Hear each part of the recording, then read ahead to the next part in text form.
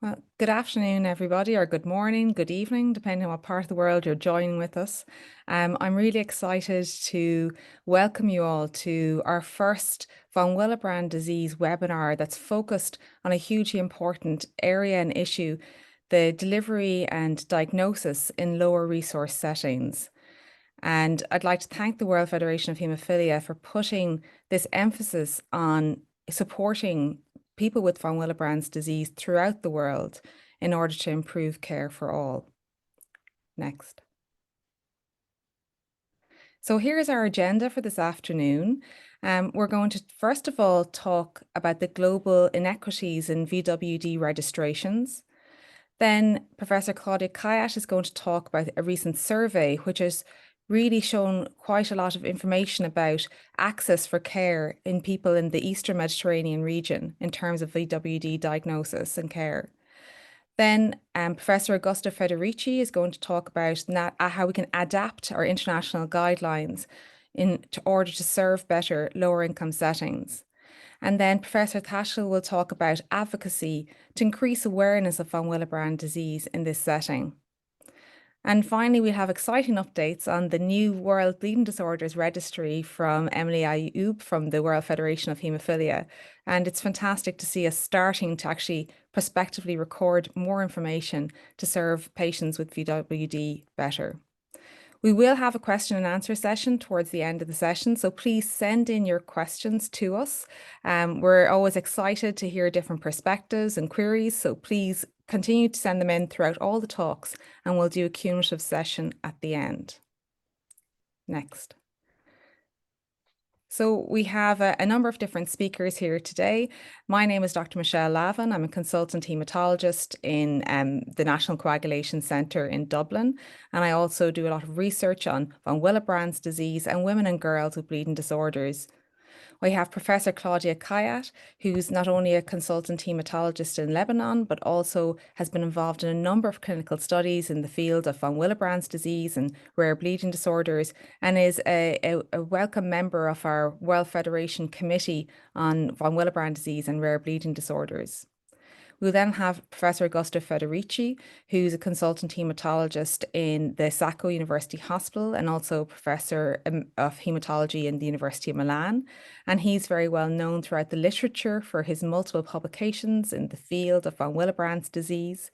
He currently heads the Type 3 study, the Three Winters IPS, and he's also a member of our von Willebrand disease and rare bleeding disorder committee.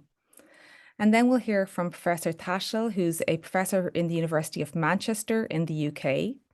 And his research really focuses on new therapies in haemophilia, but also advocacy for improving awareness of hematological conditions in lower and lower middle income settings.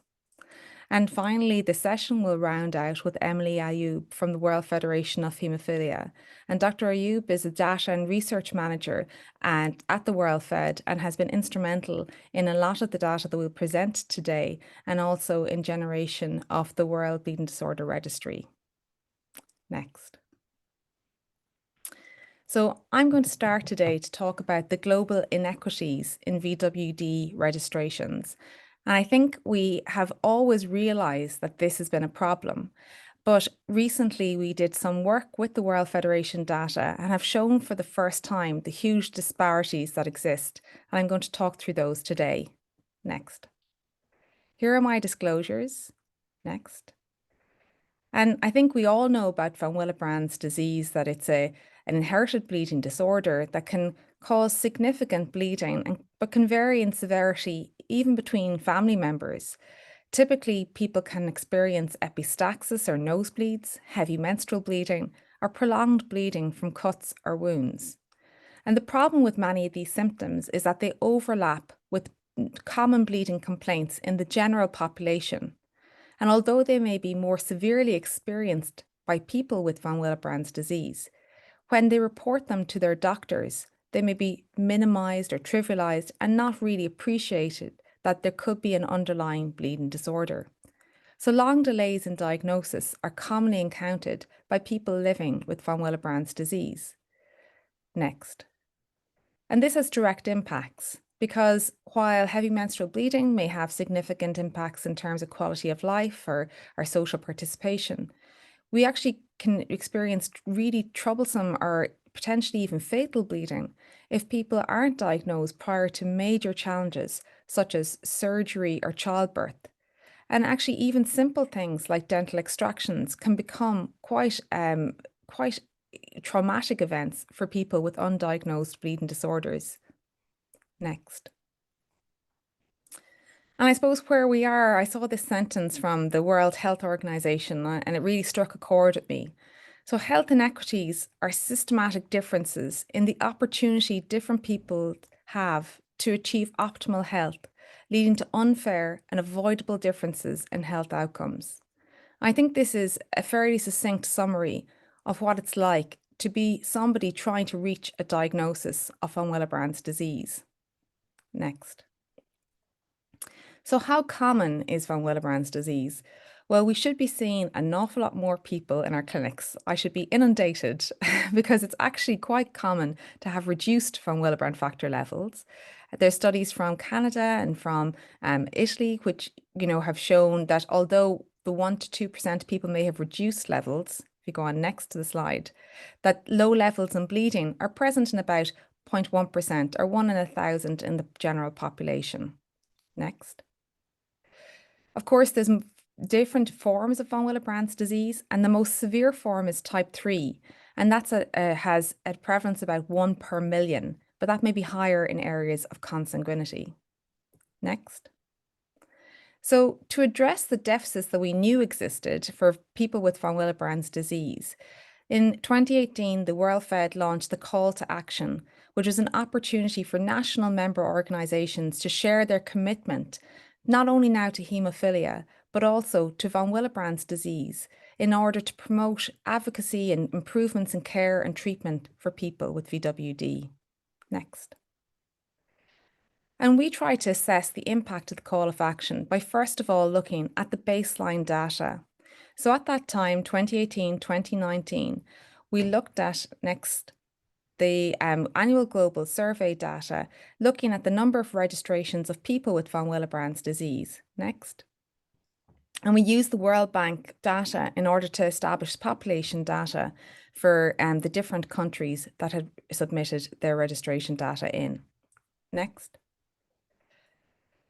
So you have to remember that registration is not the same as prevalence. So it's a surrogate marker because prevalence looks at how many people are affected with a condition, whereas to be in the annual global survey, you first of all have to have a diagnosis of von Willebrand's disease.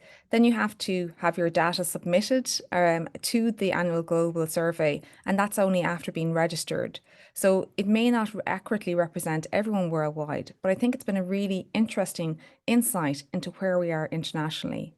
And as I said, we should be at about 1 in 1,000. When we started to analyse the data per population of a country, next, we had to, first of all, go to 1 in about 10,000 in many of the high-income countries or upper-middle-income countries.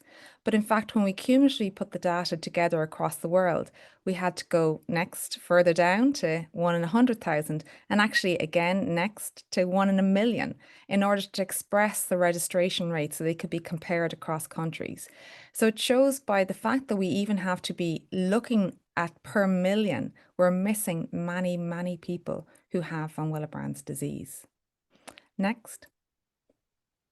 And this shows the distribution of patients with von Willebrand's disease identified per million population. So the darker the colour in red, the more patients you have. So you can see this huge variation internationally. There's many parts of the world that don't submit any data to the AGS or have very, very low registration data, which is seen here with no data available in grey or the paler colours showing very low rates. Next. And despite when you look at the population of the world and then the total number of people with von Willebrand's disease identified, next. Then when we look at the Middle East, Africa and Asia, we have almost 70% of the world's population, but only 12% of the people who are currently registered with von Willebrand's disease. Next. And the registration rates are highest in America, North America and in Europe and Central Asia. but then are significantly lower in other regions of the world. Next. And this is significantly influenced by income status. So in high and upper middle income countries, you'll have higher registration rates than in lower and lower middle income countries. Next. And when you look at how many registrations for those countries are actually of patients with type 3 von Willebrand's disease, you can see it's skewed towards the highest, towards this most severe form in the lower middle income and lower income countries. So patients with severe disease are being detected, but many of the milder forms are likely being missed. Next. And when we look at this graph, the higher registration rates are seen versus the lower registration rates. And along the axis at the bottom, we have how many have type 3 or the most severe form of von Willebrand's disease. Next. So you can see that with higher registration rates, you have less people registered with type 3 VWD. And with lowest registration rates, you're seeing more and more of those are type 3 von Willebrand's disease. Next. And this is influenced by our hemophilia treatment centre networks. We looked at the number of hemophilia treatment centres per country and their overall von Willebrand disease registration rates. So if you have more HTCs, you have more registrations will be the take-home message from this graph itself. Next. And globally, only a third of people with von Willebrand's disease are male. And this is not surprising because we know the monthly hemostatic challenge of heavy menstrual bleeding means women are more at risk of having von Willebrand's disease diagnosed. Next. But we do see variations internationally. So while 2/3 of patients or 2/3 of people with von Willebrand's disease in North America, Latin America, and Europe are female, in other parts of the world, it reaches or exceeds parity with men. Next. So you can see here in the Middle East, Sub-Saharan Africa, and South Asia, you're getting much higher rates of males diagnosed with von Willebrand's disease. And this may be that people are aware of hemophilia affecting boys and are maybe perhaps more likely to refer on boys with bleeding symptoms. But it can also be related to cultural and taboos around heavy menstrual bleeding and the stigma of discussing gynecological bleeding. Next. And this is also related to income status, because in high and upper middle income countries, you have 2/3 almost female, whereas it's about 50% or less in lower middle income, likely related to some of the issues we've also previously discussed. Next. Next. Bingo. So we know that sex barriers exist in bleeding disorders, that if boys bleed, we will consider hemophilia, but girls, it can be a failure to recognize that they can be affected by bleeding disorders, and they can often have frequent diagnostic delays. So I think this is an additional area that we really need to tackle to improve awareness in the general community. Next. So I said, this is where we're at, that we're giving different opportunities to people, and we're denying some people the opportunity to have optimal health. But it's a complex issue to address. Next. I think we have very difficult diagnostic pathways created for ourselves in von Willebrand's disease, and we'll be discussing how we could potentially simplify those. We often require expertise to interpret some of our assays, and these can be difficult to deliver in a resource-limited setting. But even for those that are diagnosed, there can be challenges in terms of the treatment approaches that we take. And we should consider how these could be adapted to better serve populations internationally and not just in high income settings. Next. So I think we need an improved recognition of abnormal bleeding amongst the general public and healthcare providers. We need simplified and cheap diagnostic strategies for von Willebrand's disease. And I think simplification is key here. We need practical treatment and management plans that can be safely implemented in any resource environment.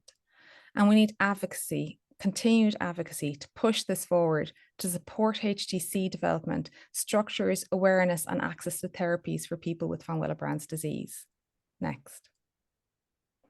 So visibility is key. We'll hear from the World Bleeding Disorders Registry, but if you aren't being counted, you aren't being represented. And I think it really underscores the importance of registering our patients and the people with von Willebrand's disease, and making sure that their voice and their experience as a person living with the disease is being heard and counted. Next. And of course, throughout the webinar, please send in your questions. But if you have any suggestions, comments, or ways we could approach this, please feel free to email us in the World Fed and tell us your suggestions. We are delighted to hear from people, and we really would like a global perspective of how to solve the many issues facing us today. Next. So thank you all. And with that, I'd like to hand over to our next speaker, Professor Kayat. Thank you. Hello. My task today is to present you a survey on knowledge and access to care for people with von Willebrand disease in East Mediterranean region. Next. What is the Eastern Mediterranean region, in fact? It's a region that bridges together 20 countries represented in the slide in front of you. This country formed a few years ago a network under the umbrella of the World Federation named HEMNET. You see here, according to the World Federation annual survey, the number of persons with von Willebrand disease per 100,000 per country. These numbers are below the expected prevalence of symptomatic von Willebrand disease that requires specific treatment. Next, please. That is why a Google survey was built within the HEMNET group to take information concerning von Willebrand disease, diagnosis, treatment, and awareness. The survey consists of 25 multiple choice questions, and the survey was sent through a Google form to 250 hematologists in 20 countries, and we had only 74 respondents from 16 countries. Next, please. What we found first was concerning screening tools. Standardized bleeding score was used only 40% do not use it at all. They have a personal questionnaire or nothing. Next, please. Concerning available laboratory tests, the majority rely for diagnostics and follow-up on APTT, factor VIII, von Willebrand antigen, and von Willebrand activity represented by ristocytin cofactor activity. Only 40% of respondents have access to RIPA, and the majority consider that what they have access to is essential, with a desire to add RIPA test. Next, please. How patients are classified? Mainly according to type, and classification by type seems to be important for respondents to propose desmopressin test to choose treatment modality. Only 8.2% said that classification have no use. Next, please. What we can also add concerning diagnosis, analysis of results per country point out that there is discrepancy of resource between countries. There is discrepancy in response within the same country. There was unfortunately poor communication between centers within the same country. And what is important, there is no correlation between availability of test and diagnosis. Next, please. Now, going to treatment. As you can see, tranexamic acid is available and used in the majority of the country. DDIVP is available for 50% of respondents and not used enough. Von Willebrand concentrate are mainly von Willebrand factor VIII concentrate. If you see, there is more factor used than available factor, due mainly to donation program. There is still more than 50%, unfortunately, treated with fresh frozen plasma because of insufficiency of concentrate. And what we can say that availability of concentrate, unfortunately, do not mean enough treatment for all. Next, please. DDIVP test was never proposed by 51.3% of respondents. Why? Because of the preponderance of the severe case, because of DDIVP is not available in the country, or because physicians are unfamiliar with the product. What I can say is that 24% wished to propose tests while DDAVP is not available, and 15% did not propose tests while DDAVP is available. Next, please. Concerning pharmacokinetic study, the majority do not propose pharmacokinetic. Next, please. If you look to prophylaxis, very few benefit from prophylaxis, mainly because of non-availability of product and also the lack of home treatment program. Next, please. Indication of prophylaxis match in a way with the recommended indication, but having menorrhagia, not metrorrhagia, as main indication, near 60%, showed the reluctance toward hormonal therapy in this population. Next. Effectively, if you look to the treatment of menorrhagia, you will see that hormonal treatment is not the hit parade treatment of menorrhagia, while we are dealing with countries with insufficient access to factor concentrate. Next, please. Going to surgery, near 60% had experience in surgery, and interestingly, 30% rely only on clinical assessment for follow-up during surgery, and no lab tests are used. Next, please. In fact, only 22.4% have a lab result on time during surgery, and the majority had to fight for result. Next, please. And what I can add for treatment and stress on is that there is also discrepancy of resource between countries. The discrepancy in response within the same country. DDAVP is not available in near half of the country. Hormonal therapy is still taboo, and lab results seem not to be a necessity for management of patients. Next, please. Concerning registry, 62.3% do not have registry, and the majority do not yet have outreach program. Next, please. And when you ask them about the new Willebrand guidelines, 28.6% do not know about it, and the majority said that it changed a few points in their practice. Next, please. I will end with the idea that the hope for the future is to have a map with one color, signifying true equality for all people with von Willebrand disease everywhere. Looking to the survey I present you, I think that the number of detected patients are not bad, but if you look to the availability of lab and treatment they have, but there is a lot of work that is still needed. And I think what you have to stress on is awareness campaign, a simplified laboratory approach, and treatment availability. Thanks a lot for your attention.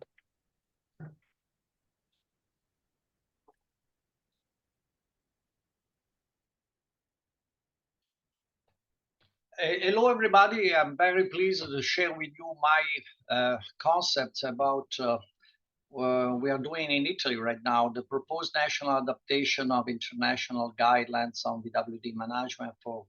And the idea is that what we have been doing in Italy can be also useful for low-income countries, because we are going to deal mainly in simplified diagnostic approach of Hemophilia disease. Next, please. These are my disclosures. Next.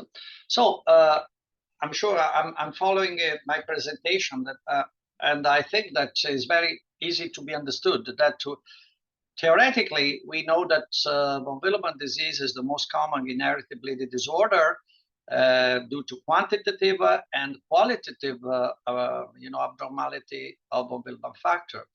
And of course, we have to deal with the fact that from the beginning that von Willebrand factor is not a coagulation protein, but in severe forms like type 3, type 1, and type 2N, factor VIII is also reduced. So this is really a major point to be addressed always when we are dealing with von Willebrand disease patients.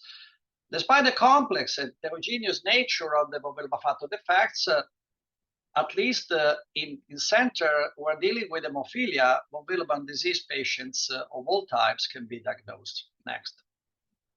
Next. So the comparison with hemophilia A is very useful. Due to the multifunctional role of a Willebrand factor, correct laboratory diagnosis usually do require panel of 7 or 18 expected tests. So if we compare with the hemophilia A, we need only 2 tests in order to classify severe, mild, moderate, and mild. We need the PTT, and we need factor VIII level. In case of Willebrand factor abnormalities, we need more than 1 test. Actually, if we want to consider everything that has been proposed by the international guidelines for VWD diagnosis, we have sometimes more than 7 tests. Correct clinical laboratory diagnosis is essential, in other words, to identify mild forms who might need only stimuli with the DAVP, or supportive therapy, or moderate severe cases who require von Willebrand factor concentrate, so exogenous therapy. As it was also discussed before, World Federation of Hemophilia, so there should propose to improve awareness. And one of the points we need to provide in low-income country is how to reach to make diagnosis by spending less amount of money that is usually required for appropriate von Willebrand disease diagnosis. Next. Next. Okay, these are the, I don't want to go into detail, but this is the most important thing I would like to do. So if you check this flowchart published in the international guidelines, you see how many tests we should go through in order to make diagnosis of different types. Next. Next. And okay, I'm sorry. But the most important thing is to discuss and to have in our mind, why does the von Willebrand disease patient bleed? And we have at least 3 sites. One is the platelet sites in the GP1B binding site that makes adhesion. Then we have the second receptor to B3A in the platelets, and von Willebrand factor is another, especially in high stress. Then we have, after that, we have the binding to the subendothelial matrix through the collagen. Of course, von Willebrand factor is also the carrier of factor VIII, so we have to deal with the factor VIII level independently. Independently from the genotype, because factor VIII is usually present in normal level in all von Willebrand disease, because no gene defects for factor VIII is present. Next. Another very important point is that we cannot make diagnosis correctly of von Willebrand disease if we don't have at least the 3 criteria met. So the bleeding history, the defects on both sides, on platelet side and subendothelial side, and the inheritance that usually, in most of the cases, is autosomal dominant. Next. So, which comes first? The first interaction of a Willebrand factor protein in the circulation is through the platelets. So we need to have an assay for platelet-dependent Willebrand factor activity. And we have several powers. Historically, we have ristocytic factor, but now we have more tests that are also available, commercially available. And this test makes, try to reproduce the interaction that we have in the circulation from the A1 domain versus the GP1B binding sites of the platelets. And these are, we have 4 categories, but one of these platelet-dependent Willebrand factor activity assay is appropriate. Next. Then we have collagen binding sites. The collagen binding sites, it can be expressed by, assay that can also be, right now available, commercially available, that interacts the the interaction. So that makes interaction with A3 domain versus the subendothelial matrices, so namely collagen. Why this assay can be important? Because it's also a surrogate marker of the presence of all multimers into the circulation of these patients. So, and this can be a surrogate marker for the multimeric sites. Next. So what we have proposed, and we have tried in a very small collaboration between Italian centers and Chinese center.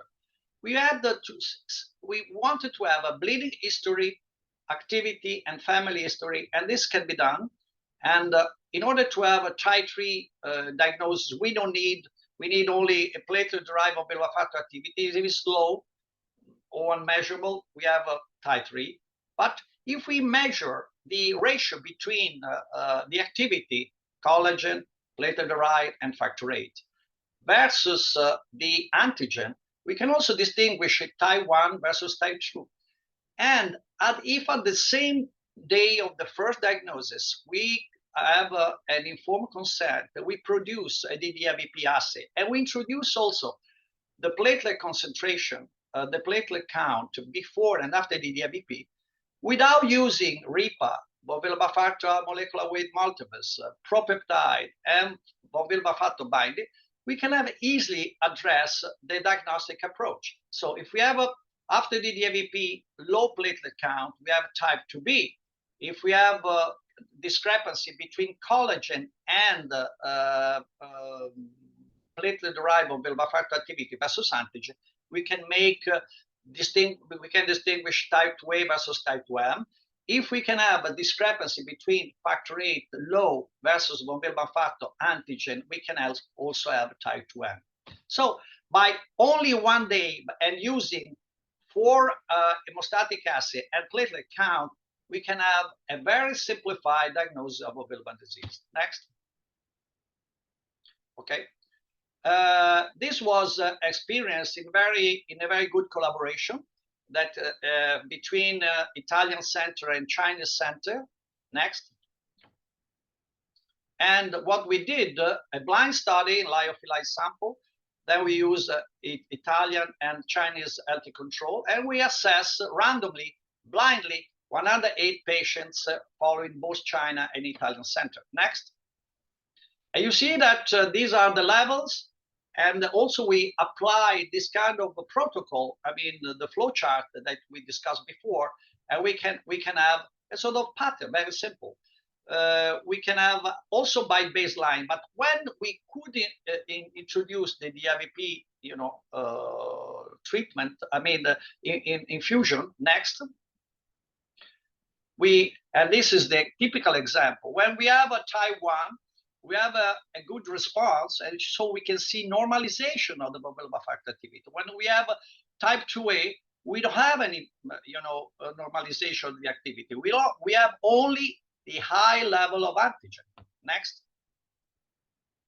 And these are the results that we could have. So 27 patients among 45 had a biological response. And then we have different pattern very shortly. Go ahead. So you see that in the 4 activity are completely corrected in type 1. So, and we don't have any low platelet count, no modification of platelet. In 1C, that is one of the subtypes where they have a very short half-life. You see that in 2 hours, the activity was very low. Next. When we have a type 2A, we don't have any correction of the activity, both collagen binding and platelet-derived von Willebrand factor activity. In type 2M, we have discrepancy between platelet type von Willebrand factor activity was not corrected, but collagen was corrected. Next, what about a type 2B? You see that there was some increase of the activity, but we have after 1 hour, 2 hours, we have a very significant lowering of platelet count. What about the type 2N? You see that the factor VIII was significantly lower after the DIVP, and this was really discrepant with the von Willebrand factor activity. So in other words, in 1 day, by using 4 tests plus platelets and DDIVP, we can have this kind of a diagnosis. Next. So these preliminary results support the introduction of such a diagnostic approach in routine lab worldwide in both developed and LIC countries. Identification of VWD patient using this simplified approach can reduce lab costs by 50% of the equivalent of $250 US. This approach should be used prospectively in a larger cohort of VWD following also in LIC countries. So the one of the problems that we have is that DDIVP is not available in any country. But I want to discuss with you immediately that DDIVP is very inexpensive drug compared to von Willebrand factor concentrate. So the cost of DDIVP is available in very short. It's much lower. Next, I don't want to use more time because I think my major point is that if we have a diagnostic approach, as we discussed about, the therapeutic option are there.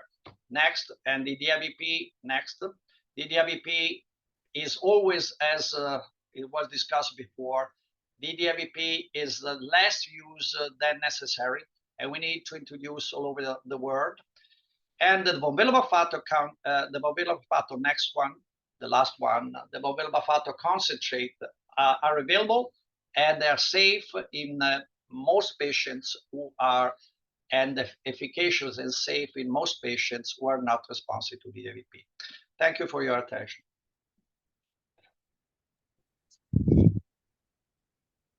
Hello, everyone. My name is Jacko Tachel. I'm a hematology consultant in Manchester.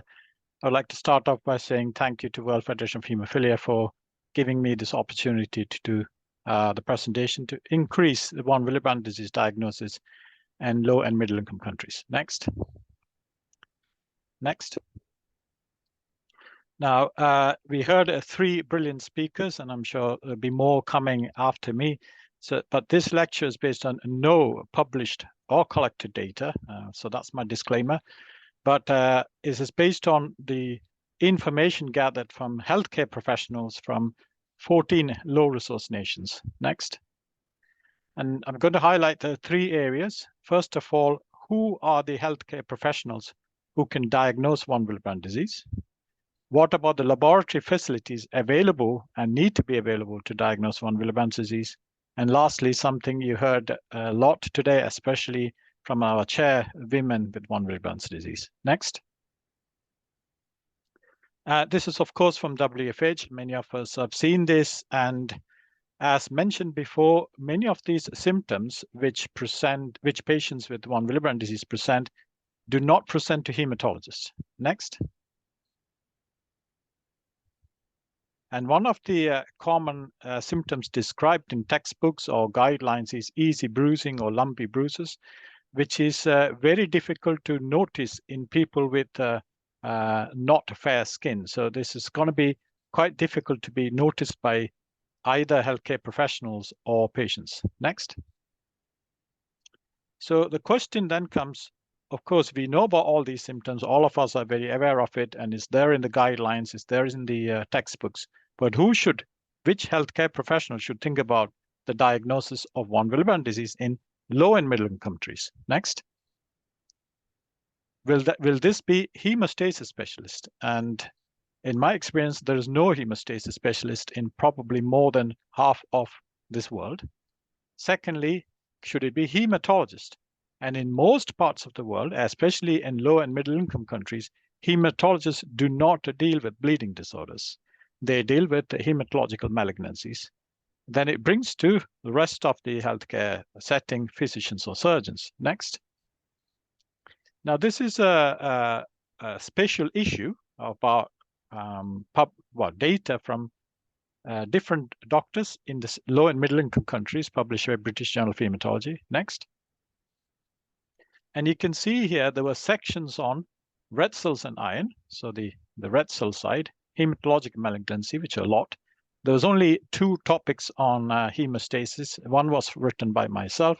It was about hemorrhagic fevers like dengue and Ebola. And the other one was about snake bites. So this is published in 2017 in British Journal of Hematology. in an issue dedicated to hematology in low and middle income countries. Clearly, this is not a highlight for, or von Willebrand disease clearly is not a highlight in this setting. Next. So what are the possible solutions? Next.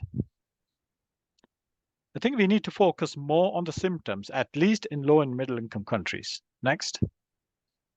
So we need to try and make aware to the surgeons when a patient gets unexpected perioperative bleeding, the dentists when they have a prolonged mucosal and procedural bleeding, and midwives to look at menstrual history, especially when the lady comes at booking, and of course in the setting of postpartum hemorrhage.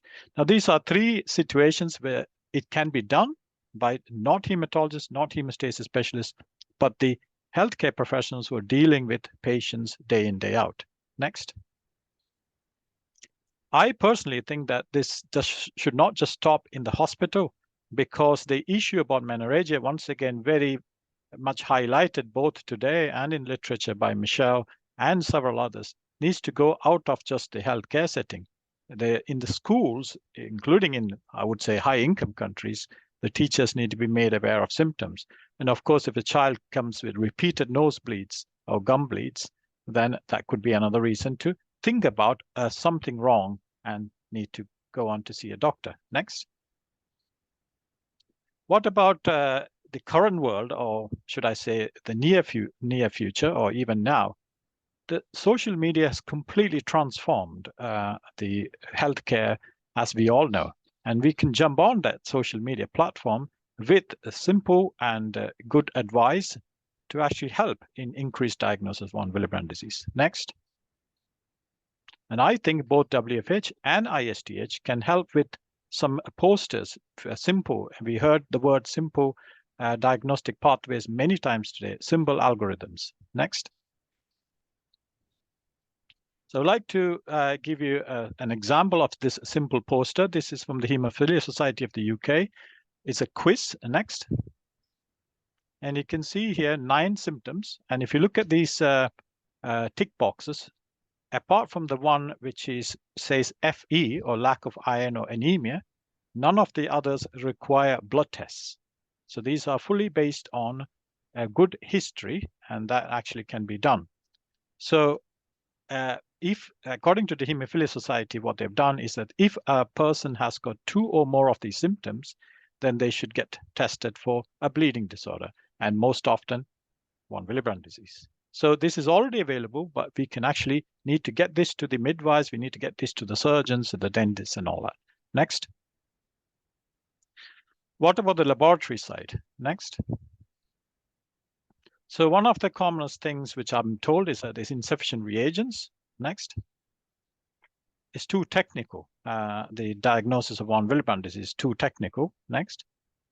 And lastly, the laboratory staff which are available do not have the experience to deal with something like von Willebrand disease. Next.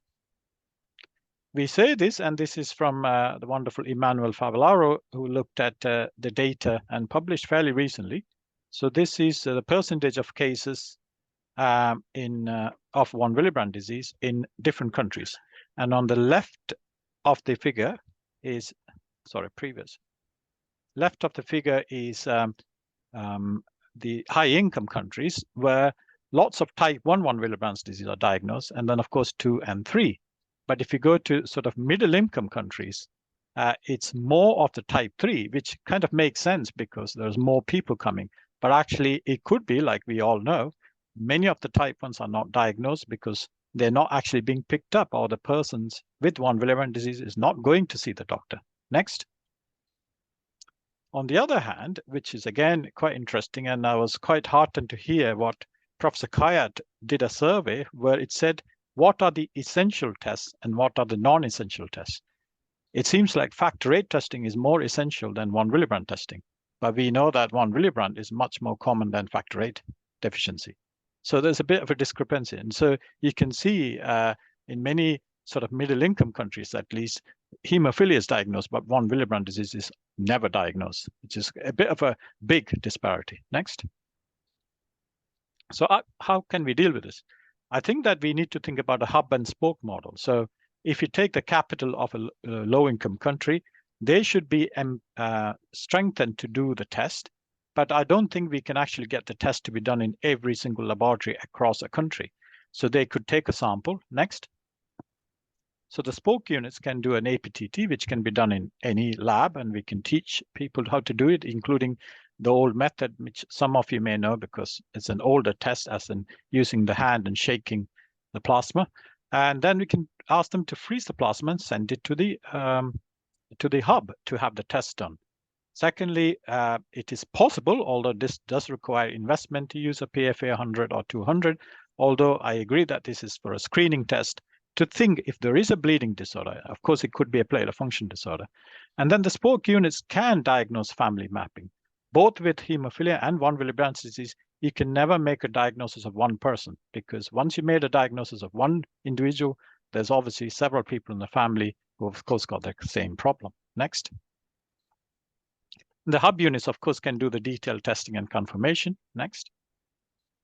And again, WFH and ISTH can help with training of the hub unit, including quality assessment, which of course we all know, but it's important. Next.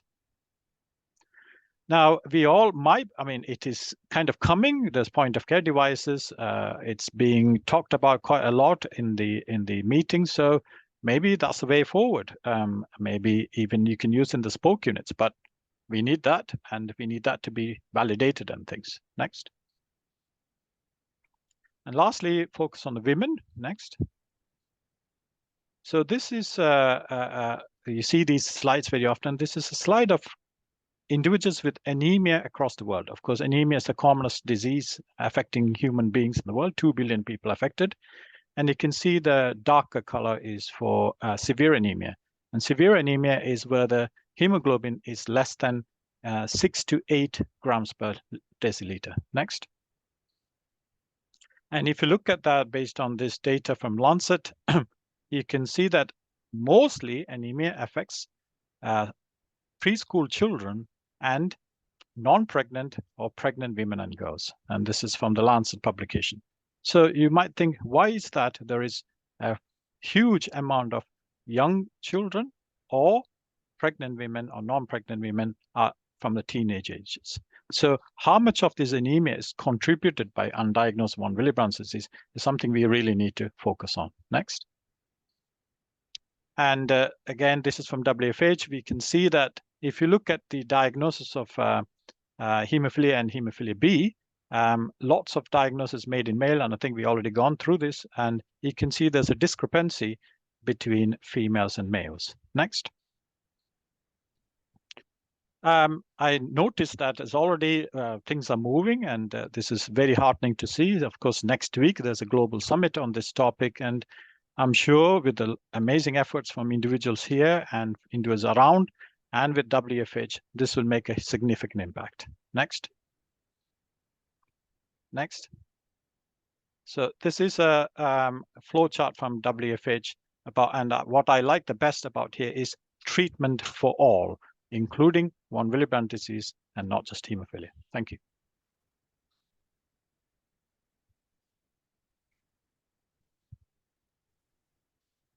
Hello, this is Emily from WFH. I'm glad to see that I'm the last presentation. I want to thank all the speakers because they set up the stage perfectly for my talk, and they made the case already for having a global effort to collect data on VWD. Next. So my talk will focus on the WFH World Bleeding Disorders Registry and how we collect data around the world. So the importance of this registry is that it collects real-world data from a large population of people with VWD and hemophilia. And the importance of this is that it can generate real-world evidence to conduct different health research, health outcomes research. And by collecting data on, for example, treatments and intervention and then health outcomes, we can make the link between said interventions and different clinical outcomes, looking at a quality of life, which is also very central to the data we collect, and looking at social and economic impact, among many other outcomes that are important to improve, or to monitor at least, to improve that patient's experience and their quality of life. Next. So we are very happy to share this news. I'm sure many of you have heard already that the WBDR is collecting now data on people with VWD as of February of 2023. Go back, please. Yeah. We are collecting data, standardized clinical data in the diagnosis, management, and health outcomes areas. And we are the first global registry to do so. I would like to thank many of you who are on the call today, actually, who played an active role in developing the data set for VWD and made this a reality. If you would like to learn more about the registry, you can scan this QR code there, and you can also email us if you would like to participate and enroll your VWD patients so you can contribute to this data collection effort. Next. So why do we collect global data? I mean, collecting data, I guess we can all agree, is crucial in order to inform research and advocacy. But it's even more so important in the VWD area at the global level, especially that today the focus is on low middle income countries. So first, we can appreciate the importance of the guidelines that Dr. Federici talked about. And the registry could actually monitor the adherence to these guidelines, and we can look at it by country, by different treatment centers, and we can also identify the gaps that exist and where we can mitigate and improve the management and the diagnosis. So the gaps such as in lab diagnoses, a topic that is, as previous speakers mentioned, is of great importance. Treatment availability also is a topic of great importance to manage the patients and give them a good quality of life. So all these areas are looked at the global level in the WBDR. And last but not least, of utmost importance, what our registry can provide is the comparative data where you can look at high income settings, and we do have many participating high income and upper middle income countries, and we could look at how they manage their VWD patients and how well they're established, and then contrast that with countries who are aiming or aspiring to improve VWD diagnosis and management and outreach. And we could look at this comparison and create different, come up with different research questions. We could also facilitate collaborations between different sites across the world. And this is a global space that is very important to improve access and equality, equity in treatment for patients around the world. Next. So what do we collect? We focus on three main areas, of course, the demographics, namely what's important here. We look at the marital status and employment status. These are things we know are can be affected by the bleeding disorder and VWD as well. The diagnostics, of course, we can't stress that enough. So we have a list of all the diagnostic tests that are present in the clinical guidelines, the diagnosis guidelines published recently. We also look at the type. We also look at the BAT score and the different BAT scores that can be done. And I saw one of the questions is about that, so I'll be happy to answer that later in the Q&A. And we have also a clinical history information that we collect, genetic testing if it's available, of course. It's the ultimate sort of diagnostic tool. The clinical aspect is collected in a longitudinal and prospective manner. So the registry is observational, longitudinal, and prospective. So we have a continuous spectrum of the patient's clinical history. As they come into the clinic, they report on their bleeding events. Where did these bleed happen? Was there any spontaneous versus non-spontaneous? The treatments taken, what are the treatments, the details of each treatment, hospitalization, and other aspects. And I want to highlight the women-related data that we are collecting. So we have a special module on pregnancy to allow clinicians to report on any bleeding events during pregnancy or postpartum and the pregnancy outcome itself. We also have many women-specific bleeds options present, so we can look at the women's experience, which so far has been not as highlighted as it is in male with hemophilia. So this is very important for both hemophilia and VWD. And I want to thank Jeko for mentioning the Global Summit on women and girls with bleeding disorders next week. So I hope you could join us to learn more about the issues that women face and the opportunities we have to support them. Next.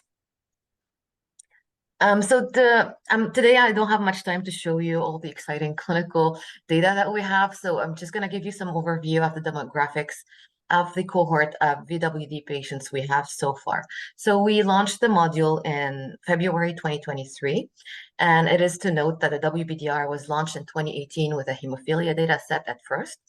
And we've added VWD only this year. So we already have around 120 treatment centers in the registry, most of whom already monitor and manage VWD patients. So far we have 29 centers from 19 countries that contributed to the enrollment of over 600 people with von Willebrand disease. We expect these numbers to continue to grow. It is very recent, the addition, and we are happy to see. And I heard one of our committee members actually mentioned that this is the largest cohort they've seen so far of von Willebrand disease patients altogether. So we are happy that the enrollment is going well, and we invite all centers who manage von Willebrand disease to join the WBDR if they haven't already, so their patients can be represented in this global data set. Next. So the vast majority of people with von Willebrand disease in the WBDR come from lower middle income countries, as you can see on this pie graph here. And this is kind of expected so far because the vast majority of our countries are within this income category. But it is also good to note that we have about 45 countries so far and more to come, and only 19 have started enrolling. So we wait for this for these data to balance out with time, and we will reassess this distribution as we go forward. But we don't expect it to stay that discrepant. Next. Now we heard from Michelle, and Jeko, I believe, also mentioned the distribution of diagnosis by type.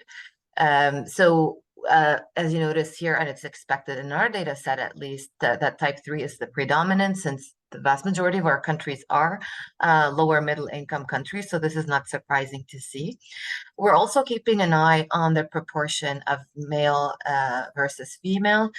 I mean, theoretically, in theory, you're expected to see a 1-to-1 ratio, but we know the reality is not as simple. And we are seeing a bit like what was published recently there, that females sort of are more numerous in all these types, type 1, 2, and 3. We have more females than males at this moment. It is also interesting to note that we have 19 patients with an unknown type. 13 of whom are females. So it's something that we are keeping also an eye on, and perhaps, you know, it could trigger the question of collaborating with these HTCs and perhaps helping them in improving their diagnosis and improving specific diagnostic tests that they may have difficulties with. Next. So this is the last slide I'm sharing on the data we have, just to show you the age. So the majority, 52%, are adults, but this number, of course, is dynamic, but we don't expect it to change very much from being almost half-half. This is also, we can also, like, from these information, also look at the diagnosis, and this is something we've started to do, actually, age at diagnosis and how late it is at the global stage, and maybe also starting comparing and contrasting as our cohort grows. So I think I don't have a conclusion slide, but I would like to reiterate the importance of collecting data, of sharing patient information in a confidential way, of course, through a patient registry. It is crucial to address all the topics that we talked about today. Without data, we can't move forward. So I invite you to consider joining the registry or your national registry if your country has one, and contribute data to the annual global survey. Next. So I would like to thank all the sponsors and our steering committee. I see Emna is here, so I'm really grateful for everyone on this committee for taking this registry under their wings since the beginning. Thank you for your attention.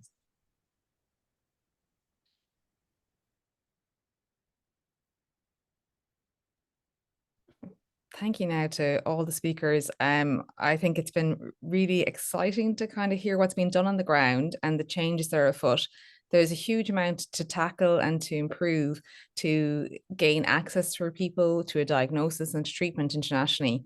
But I'd like to thank Claudia for her really innovative survey to address the real life experience of clinicians who are trying to diagnose and manage people with von Willebrand's disease, and Augusto for his innovative strategies for laboratory diagnosis, which I think definitely, absolutely needs to be simplified. To Deco for his advocacy on the ground and for highlighting some of these important issues. And I really think, you know, we can't rely on hemostasis specialists. And I think we all here understand the importance of von Willebrand's disease. Our job is to bring that to the wider public and also healthcare communities, so they start to advocate for diagnosis. And it's not just reliant on a small community of hemostasis specialists. It needs to be everyone who's seeing people who are experiencing bleeding. And Emily, thank you so much for the WBDR. I still am astounded every time I see these slides and the numbers growing.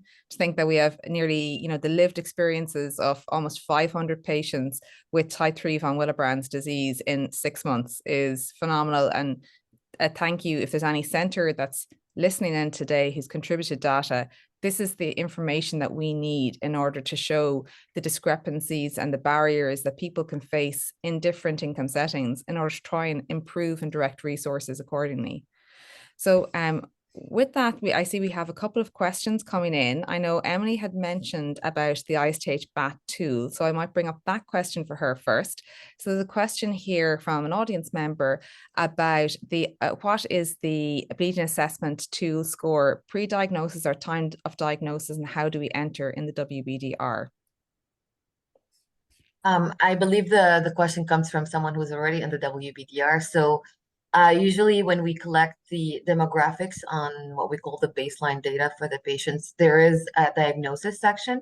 And in the diagnosis section, we have the BAT assessment, which is, it could be the self-BAT, the ISTH BAT, and other types of BAT. So we stress on that being pre-diagnosis or at the time of diagnosis, since this tool is sort of the first line in diagnosing von Willebrand disease. So you can go to the module and enter the values of the score. If the patient has more than one score, you can choose the more than one type of BAT, then you can choose the type and enter the score accordingly.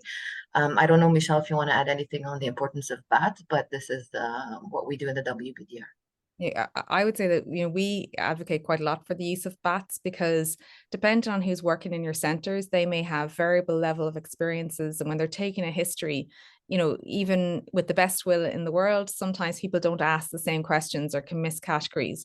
So by providing a structured, standardized questionnaire, everybody is getting asked the same questions. So it's much easier to standardize your approach to bleeding score. And I agree with Emily, it should be at or pre-diagnosis symptoms, because, you know, if you start giving treatment for procedures in the future, you could start ticking those on your bleeding assessment tool and giving yourself a falsely high score. So we record bleeding on an ongoing basis using BATs, but the kind of bleeding score that we assign to a patient is from their pre-diagnosis symptoms. There was a question here that I might direct towards Augusto and to Claudia to hear their opinion about it. So it was, with the current knowledge of von Willebrand's disease and the treatments available, if we want to treat a person with von Willebrand's disease and improve their quality of life, do we really have to type them? So what's the benefit of knowing what their type of von Willebrand disease is? Will that change? Will knowing what the type is change their daily life? So I suppose maybe Claudia first, what do you think? Fine. Good.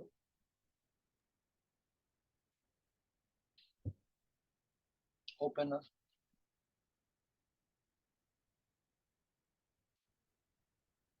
I cannot hear.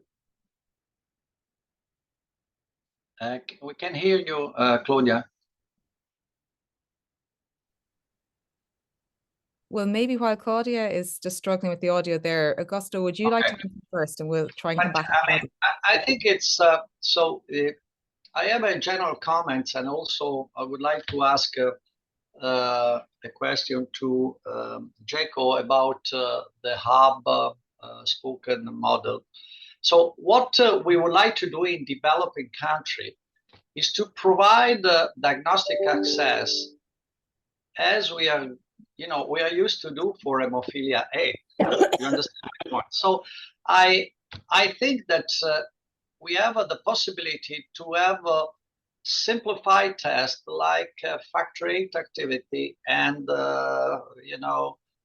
inhibitor assay that all the patients, all hemophilia patients are used to receive in any hemophilia center in both developed and developing countries. So everything about Willebrand disease diagnosis comes, 20, 30, 40 years later than for hemophilia.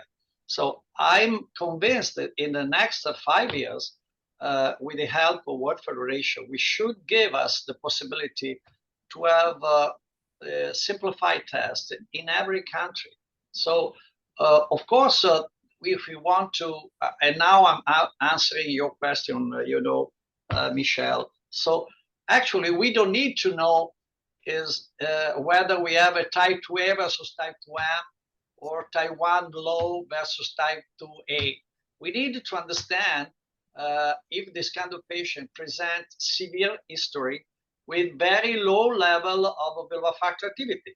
And if we can have the possibility to have the very inexpensive drug, we know at the beginning whether or not this kind of patient can have immediate good response to a drug that is safe and expensive. It can be used,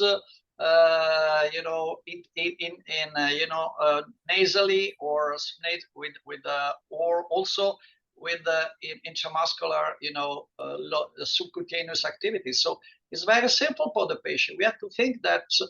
So the answer to the question, Michelle, is that we don't need to have a multi-max size. We don't need to have,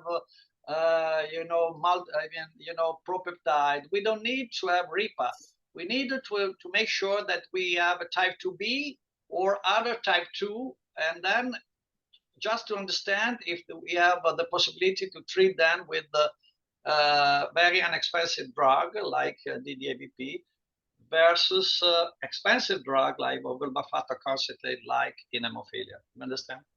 I think I agree with you. I think it really comes down to, are they DDAVP, is DDAVP a suitable therapy for them or not? And that's, I think, the typing that is important if you have limited resource. But I'd be interested to see what Claudia has to say as well about this. Claudia? Do you hear me now? Yeah. Okay. In fact, it was me who asked the question. And for me, my point of view is that typing a person with von Willebrand is useless if you want to treat them and improve quality of life. It's certainly important to try DDIVP, and I think instead of losing money to buy laboratory tests, it will be better to work to have DDIVP and try DDIVP. And we need to have simple tools to diagnose people, standardized simple tools that are already present to do awareness. And for the current knowledge and treatment present, it's enough to know that we have von Willebrand disease and you respond or not respond to DDIVP, how look your platelets with DDIVP, and that's all, as ever you do it on a cold situation, not during a bleeding. And we don't need more. We just need to follow your patient and see how they respond to treatment. And I think we lose too much time doing tests, and this is one of the limitation of our to diagnose people. Certainly, there is lack of treatment also, but it's also one of the main issues. I agree. If I can make another comment, so very shortly. So we need to reproduce, as I said, the situation we have for hemophilia A patients. So if we know exactly in the very same day, if we have activity for the Willebrand factor, antigen, and factor VIII, forget about collagen, okay? And then you have DDIVP before and after with the platelet count. We have already the recipe for the patients. We know for sure If they respond to the DAVP, if they don't respond, they go immediately to the severe moderate case patients who needs concentrate from the beginning, just in one day. And I think, you know, it's typing von Willebrand's disease, as wedded as we are to it, we have a condition that has a complicated name that doesn't explain what it results in, mucocutaneous bleeding. We have complicated diagnostic algorithms that we've created, but they really are an academic luxury rather than a clinical necessity. And I think we need to rethink how we look at this condition, because if you're a physician in even in a high income setting, if you've limited resources, if somebody presents that table to you, you think, I'm not going to be able to do this, you know. So I think we created a lot of our own barriers. I just want to go on to Jekko for the next question. There's two comments that are somewhat related. So one was from an audience member saying that many VWD type 3 males may have been diagnosed as hemophilia A in some regions, which is definitely true. And then there was a comment that from a hematologist in the Gambia, thank you so much for joining us. We sometimes have lab tests and treatment for hemophilia A and B, but not at all for von Willebrand disease, and that they weren't aware of a single diagnosed patient with von Willebrand disease here in a country of 2+ million. So I think that just really speaks to some of the resource challenges and awareness that you were speaking about earlier. So do you have any comment about that, Jekko? I mean, obviously, as I'm sure all of you agree, hemophilia is probably known more to people, including in the United Kingdom. And people know von Willebrand's is a type of hemophilia, because lay people, as in people without medical knowledge, seems to know about hemophilia as a bleeding disorder, but not von Willebrand disease. So it's not a bit of a surprise that this is happening. Now, I know Dr. Kell, who was asked that question, who works in Gambia, because I was lucky to be there. And I actually was giving a talk on von Willebrand's disease there. And after the talk, a lot of people, there's 25 people in the audience, many of them females, came up to me and said, I think many of people in my family might have this condition. But then the difficulty is that when I spoke to a colleague who actually runs the hematology side, they couldn't do the test.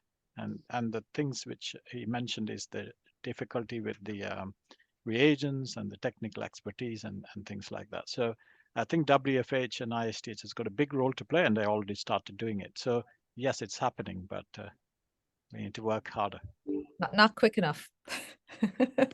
So there's a question here from Dr. Miet, I think it is. So and this is for you, Emily, about the WBDR. Of the 19 registered treatment centers, how many are in sub-Saharan Africa, especially West Africa? Would you have that information, or would you be able to link in with them later for an update if it isn't?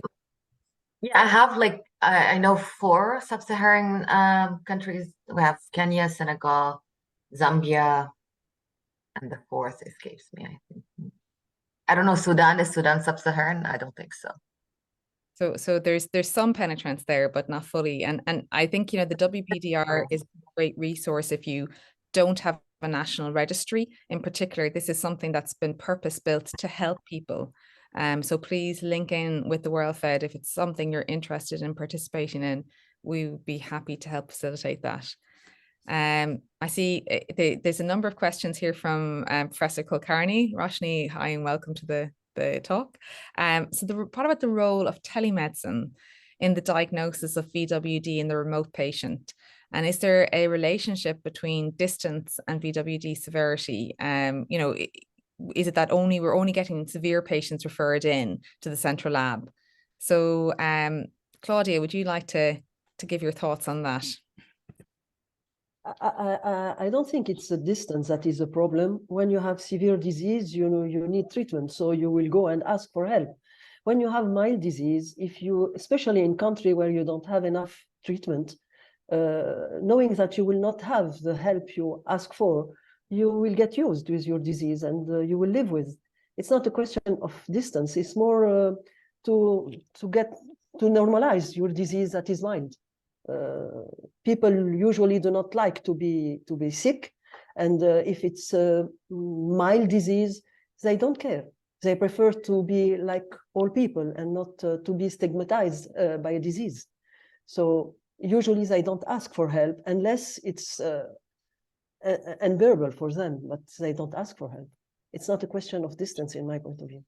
And I think there's also a lot of, because heavy menstrual bleeding is such a key bleeding symptom for women, particularly, I mean, with mild or severe von Willebrand disease, and the stigma around discussion of heavy menstrual bleeding. And as you said, the barriers to things like hormonal therapy, because it's seen as contraception. You know, a lot of women have just normalized and accepted that they will bleed for more than a week every month. And that just leads on, as Jekko said, to the huge burden of iron deficiency. And I really object to the WHO putting iron deficiency as a nutritional problem as opposed to a medical problem, because invariably it is not men that are bearing the burden, it's women. So if you're all eating roughly the same food, it cannot be a solely nutritional problem. It can be exacerbated. But if you're having menstruation and you're losing excess blood every single month, you cannot maintain your oral requirements for iron if you don't tackle that heavy menstrual bleeding. So I think tackling the stigma to openly discuss gynecological bleeding and to get that concept across to all our patients that we're advising hormonal therapy, not contraception. We're hormonal therapy for heavy menstrual bleeding is hugely important. Michelle, can I just say bravo? I keep saying it, you know, I got to keep saying this same, Yes, because this is, you know, we say this, but it really needs to dig in, because thousands and millions of people are suffering for very simple things like having tranexamic acid, probably most often. Thank you. And as just a separate update, oh, sorry, Augusta. I would like to agree with Claudia. The BWD bleeding pattern is completely different. I agree with her. They usually patients they don't want to be sick. If they have mild problems, if they have mild epistaxis, or women with menorrhagia, they prefer to stay at home. They don't go to the center. And but this is the real problem of von Willebrand disease. In 100 patients with von Willebrand disease, if you compare 100 patients already enrolled with hemophilia versus von Willebrand disease, it's well known that we have in case of hemophilia A, we have 65% with severe and moderate. In von Willebrand disease, we have 70% of the very mild forms. They don't go ever to the center because they believe that is normal. I have only 7 days of menstruation, 7 days. My mother has the same 7 days. My grandmother has the same. So what I should worry about? They survived. So why? And then when they have a pregnancy, and they feel better. When they have delivery, they bleed. Okay, and then when they bleed once after the first child, the second child, probably the gynecologists are thinking about what is wrong with this lady. So we need this kind of. So we need the diagnosis when we have. So we need the collaboration of specialists like gynecologists, oral surgeons, but we have to believe that the pattern is completely different. So it's not surprising that in the data that you collect, Emily, about the World Federation Registry, we have in China. I checked when I was there. I checked that among a population, they had 5,000 hemophilia patients and 500 BWD patients registered. 500 versus 5,000 hemophilia. So you understand, this is the real problem. It's a problem of awareness, and we need to improve. We need to improve by having a test that can be done exactly under the same circumstances as factor VIII for the hemophilia A. And now we have availability of a routine test like for factor VIII. The factor VIII is produced by certain company. We have von Willebrand factor activity produced by the same company. So we needed to improve this, the spreading of this kind of assay. And if we have this assay, we will solve the problems. And I think Claudia wanted to come back in there with a comment. Claudia, sorry. Just my comment is that if you have to do awareness, you have to stress on women and to let them know what is normal and what is abnormal. Because I think if you go through women, you will detect a lot of von Willebrand disease. and children with von Willebrand disease also. But they have to understand what is normality and what is abnormality, and when they lose with the kind of life they have. And I think people are not aware. Absolutely. And I think, Jekko mentioned earlier about our need to collaborate with other specialists, and that's really key.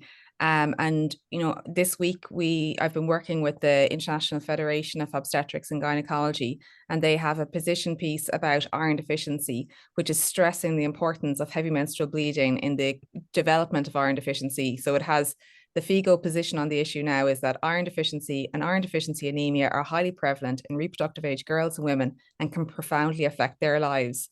And the symptom of heavy menstrual bleeding appears to be the most common cause or contributor to iron deficiency. So that is, it was really exciting to see that accepted and published with FIGO, and that's going to be pushed through their international congress in October to try and make people aware of the impact of heavy menstrual bleeding. And we are also rewriting the coagulopathy section for the International Obstetrics and Gynecology guidelines to put von Willebrand's disease screening to the forefront, so people are considering it when they're seeing women with heavy menstrual bleeding. But it all depends on the public, as you said, Claudia, being aware of when they have heavy menstrual bleeding and that they can have effective treatment. Now, just going back to the questions and answers, we have some more questions here just about, is it worth, in addition to the bleeding assessment tool and the pictorial blood assessment chart, which can be used to monitor heavy menstrual bleeding, what about doing a Baton score? So a Baton score, for those of you who are not familiar, is used for joint hypermobility assessment. It's something that I routinely do on all my patients. It's easier because I have joint hypermobility, so I can rapidly demonstrate how to do the score itself. But I think that's helpful because it's often a cause of unexplained bruising, particularly in patients who may not have a lot of other bleeding symptoms, but that would be something I would routinely do. What about everybody else?